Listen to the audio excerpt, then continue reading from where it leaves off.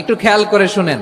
রাতে খালি গায়ে ভুলেও ঘুমাবেন না, না হয় এই দুইটি বিপদ আপনার জীবনে আসবেই আসবে। এবার আধুনিক বিজ্ঞানও বাস্তব প্রমাণ করেছে কেন ইসলামে খালি গায়ে ঘুমানো নিয়ে সতর্কবার্তা দেওয়া হয়েছে। খালি গায়ে ঘুমালে যে মানব শরীরে এত রোগ ব্যাধি বাসা বাঁধে তা কিভাবে আজ থেকে 1450 বছর আগে আমাদের প্রিয় নবী সাল্লাল্লাহু আলাইহি ওয়াসাল্লাম জানতে পেরেছিলেন, তা নিয়েই হতবাক বর্তমান আধুনিক বিশেষজ্ঞরা। প্রিয় দর্শক, আপনি যদি রাসূলুল্লাহ সাল্লাল্লাহু আলাইহি ওয়াসাল্লামকে ভালোবাসেন অবশ্যই আলহামদুলিল্লাহ কমেন্ট করবেন এবং ভিডিওটি শেয়ার করে সকল মুসলিম অমুসলিম ভাই বোনদের জানার সুযোগ করে দিবেন, কারণ আজকের ভিডিওটি সকলের উপকারে আসবে। এই তীব্র গরমে অনেক ইয়াং জেনারেশন এমনকি বয়স্করাও খালি গায়ে ঘুমানো পছন্দ করে এবং এটি যাদের অভ্যাস তারা অবশ্যই ভিডিওটি সম্পূর্ণ দেখবেন এবং ক্ষতি নাকি লাভ সেটা জেনে যাবেন। প্রথম কথা, ইমানদার মানুষের কখনোই খালি গায়ে ঘুমানো উচিত না, কারণ রাসূলুল্লাহ সাল্লাল্লাহু আলাইহি ওয়াসাল্লাম ঘুমানোর বিষয়ে তার উম্মতদের কিছু আদব শিখিয়ে গেছেন। যেমন বাতি নিভিয়ে ঘুমানো উচিত, উন্মুক্ত জায়গায় না ঘুমানো, খালি জায়গায়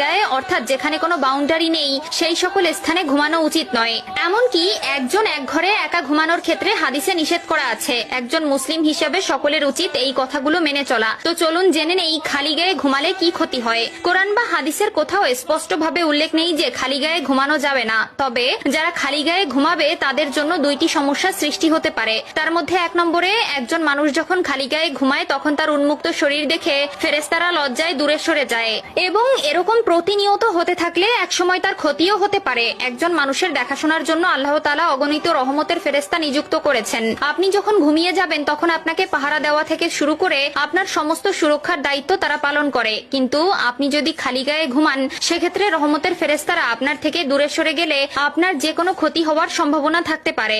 2 নম্বরে, যদি কোনো ব্যক্তি খালি গায়ে ঘুমায় তাহলে তার উপরে খারাপ জিনের প্রভাব পড়তে পারে। বিশেষ করে মহিলা খারাপ জিন আপনার শরীরে ভর করতে পারে। হয়তো অনেকে বিশ্বাস করবেন না, কিন্তু আল্লাহ তাআলা পবিত্র কোরআনে বলেছেন, আমি মানুষ ও জিন জাতিকে সৃষ্টি করেছি আমার ইবাদতের জন্য। মানুষের মধ্যে যেমন ভালো মন্দ আছে তেমনি জিনদের মধ্যেও ভালো মন্দ রয়েছে।